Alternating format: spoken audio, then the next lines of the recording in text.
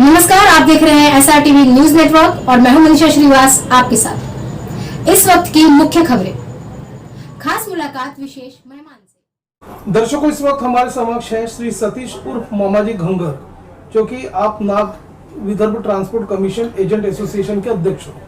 Sir, हम आपसे ये जानना चाहेंगे कि आए दिन देखा जा रहा है कि ट्रांसपोर्ट की हालत काफी खस्ता होते जा रही है। कई तरह के देखा जाए डीजल और पेट्रोल में अप्रत्याशित वृद्धि हो रही है, और दूसरी बात ये जो कोरोना का जो नया संक्रमण है उसका भी भय व्याप्त है। तो किस तरह की हालत चालू है व्यापार में, और आप एक ट्रांसपोर्टर्स होने के नाते, अध्यक्ष होने के नाते आप बताइए कि किस तरह की तकलीफों का आप ट्रांसपोर्ट भाई लोग सामना कर रहे हैं, उस बारे में बताइए। नमस्कार,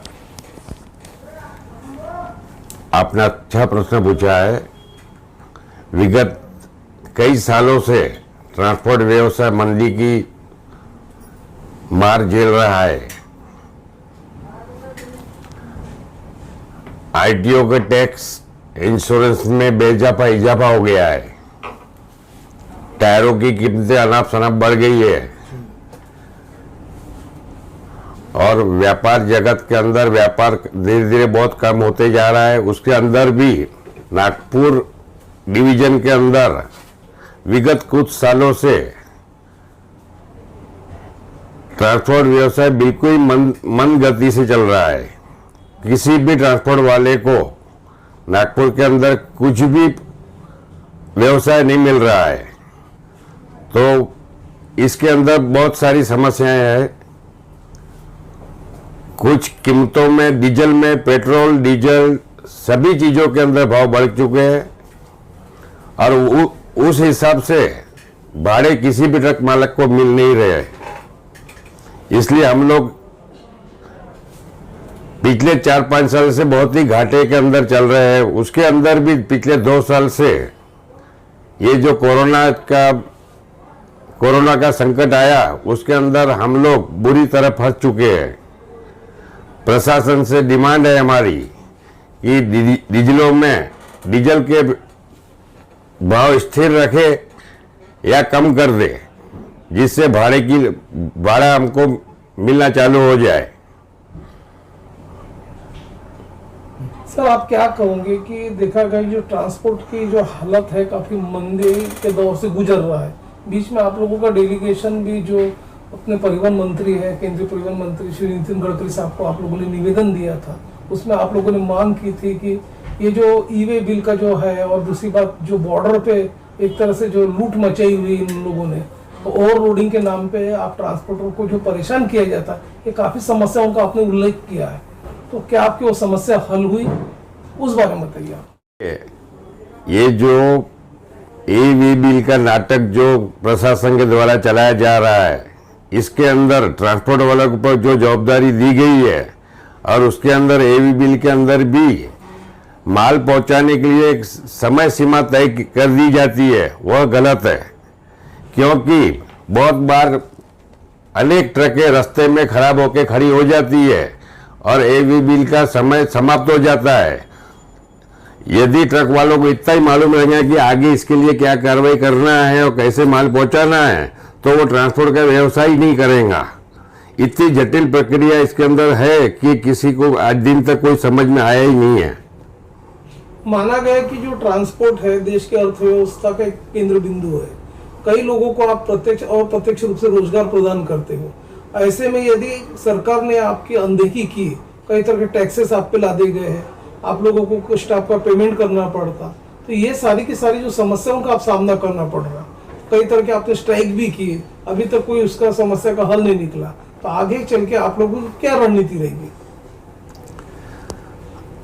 देखिए, आजकल तो ये ट्रेंड चल रहा है कि मेरा ही लड़का मेरे बिजनेस में आना नहीं चाहता है, क्योंकि इसके अंदर मुनाफा कम और तकलीफें बहुत सारी ज्यादा हो गई है।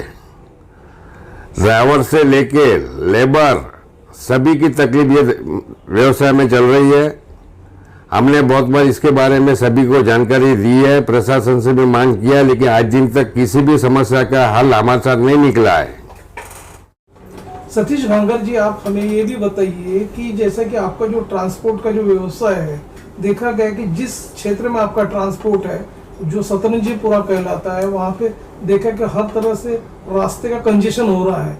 इस संदर्भ में आप लोगों ने एक डिमांड रखा था कि कलमना में जो आप लोगों को जो ब्लॉक खाली है, तो वहाँ के जो प्रशासक ने भी आपने एक विनंती किया था, एक निवेदन किया था कि वो ब्लॉक आप लोगों को दिया जाए, अलॉट किया जाए। तो इस संदर्भ में आपने कुछ पहल किया है क्या प्रशासन के पास? देखिए, इसके अंदर राष्ट्रीय जनता पार्टी के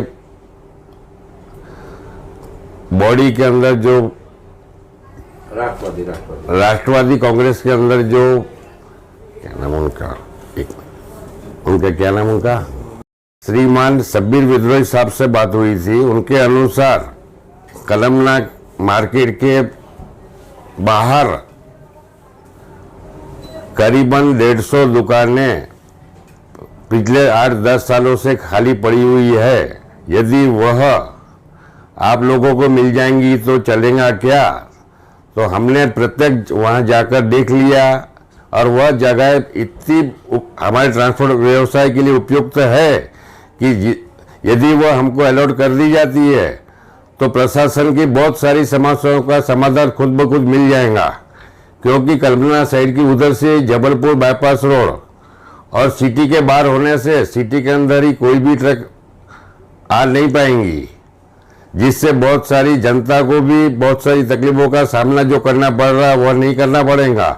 और आए दिन आज की तारीख में सतरंजीपुरा, मारवाड़ी चौक, घास बाजार समय समय पर कभी भी जाम लग जाता है, क्योंकि ट्रैफिक बढ़ जाने से कई समस्याओं का सामना करना पड़ रहा है। यदि हमको कलमना की और जगह मिल जाएंगी तो बहुत सारी समस्याओं का समाधान खुद ब खुद हो जाएगा। इस वक्त हमारे समक्ष है राकेश गुप्ता, जो कि नव्या दिशा एक्सप्रेस के आप संचालक हैं। जी सर, हम आपसे ये जानना चाहेंगे कि जो आपका कुरियर का जो नेटवर्क है, देखा गया कि ओमिक्रॉन संक्रमण की वजह से काफी नेटवर्क में कुछ व्याधि आ रही है, कुछ डिस्टर्बेंसेस आ रहा है। तो आप हमें ये बताइए कि ये जो डिस्टर्बेंसेस आ रहा है, जो मंदी के दौर से जो चल रहा है आपका ट्रेड, उस बारे में आपकी क्या राय है? नमस्कार। अभी जो ओमिक्रॉन का नया वेरिएंट आया है अपने भारत देश में, उसकी वजह से जो लॉकडाउन की आशंका हमारे पूरे समाज में और व्यापारी वर्ग पे उसका प्रभाव आ रहा है। हर कोई अनिश्चितता के माहौल में जी रहा है कि कब लॉकडाउन गवर्नमेंट आदेश दे देगी और हमारी दुकानें बंद हो जाएंगी। इस वजह से क्या हो रहा है, व्यापारी जो अपनी इन्वेंट्री है वो अगर कल को 50 पार्सल बुलाता था डेली का, तो उसने इन्वेंट्री बुलाना अब धीरे धीरे कम करता जा रहा है, क्योंकि उसको अंदेशा है कि कभी भी ओमिक्रॉन की वजह से सरकार का आदेश आ जाएगा और मार्केट बंद होना चालू हो जाएगा। दूसरा, गवर्नमेंट ने जो अभी नए आदेश लगाए हैं, महाराष्ट्र गवर्नमेंट का जो अभी आया है ओमिक्रॉन के वेरिएंट की वजह से, कि नाइट कर्फ्यू है, फिर जो स्टाफ है 50% में काम करेगा, फिर उसके बाद पूरा स्टाफ आपका 2 डोज वैक्सीन कंप्लीट होना चाहिए उनका। अब गवर्नमेंट ने पहले 15 दिन का वैक्सीन का डोज दिया था, फिर 30 दिन किया, 30 दिन के बाद 84 दिन कर दिया। अभी कई एम्प्लॉई, बहुत सारे ट्रांसपोर्टर में ऐसे हैं जिनके सेकेंड डोज की ड्यूज है, लेकिन अभी आज की डेट में गवर्नमेंट उनको वैक्सीनेशन के लिए सर्विसेज नहीं दे पा रही है। तो उस केस में क्या होगा, बहुत सारा एम्प्लॉई या तो नागपुर छोड़ के अपने अपने गांव में भाग जाएगा, फिर यहाँ पे लेबर की प्रॉब्लम खड़ी होनी शुरू हो जाएगी।